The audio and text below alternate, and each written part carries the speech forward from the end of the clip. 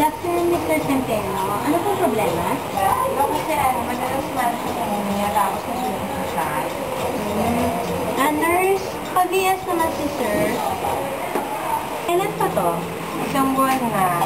Nagpa-check up na kami sa mga doktor kaya lang hindi kami satisfied sa mga diagnosis nila. Ano ba yung mga diagnosis na sinabi ng mga doctors? Yung una, vertigo lang daw. Kaya lang parang nagduda kami. Kaya nagpa-second opinion kami. Tapos yun na nga, sabi dementia daw. Medyo mahihirapan tayo sa case ni sir. Bali, i-refer ko na lang kayo sa isang pinakamagaling namin specialist dito, kay Dr. Abadciano. Bibigyan ko muna kayo ng referral. Kanya nyo na lang to. Yun siya na lang mag-ano kay Sir Centeno, okay? Eto pa. Thank you, pa. Uy, ingat po. O, ayan. May bago tayong case. Nurse! Paka-distribute niya yung files. Bali, dalawang doktor na yung tumingin sa pasyente. Pero hindi naging satisfied yung client dahil sa naging diagnosis. Ano ang problema ng pasyente? Bali, ito yung mga naging problema sa pasyente. Headache, vomiting, nausea, problema sa balance, saka memory loss.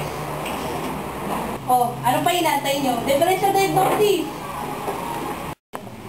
Ano ba kayo? Nagsasayang na kayo ng panahon dyan? Vertigo lang kaya yan? Memory loss nga eh. Alzheimer's yan. Ano ba? Tingnan mo yung files mo. 25 years old lang siya, di ba? Degenerative disease. Dementia yan. Yan na ang naging diagnosis ng mga doktor niya eh. O, Elisa, i-MRI mo na yung pasyente. Ikaw naman, Joy.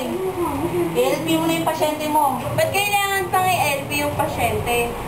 Malamang, throughout the meningitis. Ikaw naman, Ever. Do ICP monitoring techniques. Bakit pa kailangan ICP monitor yun? Kasi pag nag-negative sa meningitis, malamang may possibility na magkaroon siya ng hydrocephalus.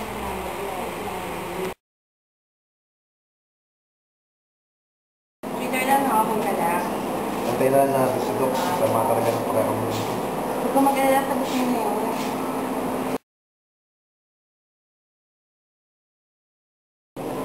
Good evening, Mr. Centeno. Kumusta na po kayo? Okay lang. Ipapakilala ko lang po sana sa inyo yung bago nating surgeon. Magaling po siya.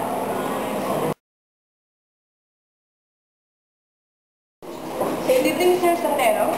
Ako po ang inyong neurosurgeon for today. Yan na. Ako si Mr. Magusaw. And isa po ako sa mga doktor na nag-asikaso sa inyo. Doc, ano po bang findings niya sa akin? Mr. Centeno, base po sa resulta nyo, sorry to say po, meron po kayong hydrocephalus. Doc, anong hydrocephalus? Baka mali yung diagnosis niyo. Hindi mo malaki yung ulo. Mr. Centeno, hindi lang naman po puro batang nagkakaroon ng hydrocephalus. Posible rin po magkaroon ng mga matatanda. Ang pinagkaiba lang naman nito, ang mga bata, malambot pa ang kanilang mga buntunan. Kaya, lumalaki yung mga ulo nila. Ang reason kaya hindi lumalaki yung ulo nyo kasi sarado na po yung mga fontanelles nyo. Doktora, ano po ba ang hydrocephalus at saan po ba nakukuha ang hydrocephalus? Bali po ang hydrocephalus ay pag-increase ng CSF sa ating ulo. Certain po yung mga possible causes ng hydrocephalus. Congenital defects, head injury, at brain tumor. Eh, Doc, ano sa mga yun? Paano ako nagkaroon ng hydrocephalus? Mr. Centeno, base po sa result niyo po sa MRI, may nakita po kaming underlying cause of hydrocephalus, which is brain tumor. So, ibig sabihin nyo, Doc, yung tumor na yun na nagbablock ng CSF sa brain ko, kaya nagkakaroon ako ng hydrocephalus. Exactly, sir. Tama po kayo. Damit. Doktora, ano po yung mga tulad natin sa gagawin? Bali, ma'am, ang usual na ginagamit pagka mayroong hydrocephalus is surgical shunting.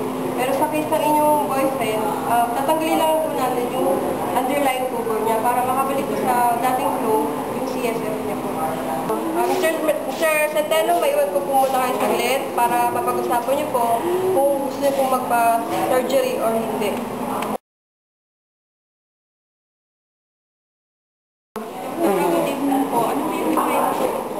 Refer ko lang si Mr. Centeno. Pwede paki-strictly monitor the INO and the vital sign, pwede paki-check na every 4 hours. And then, pwede paki-favor naman paki-atin na lahat ng needs na Mr. Centeno para madali siya maka-recover sa kanya. Sige po siya.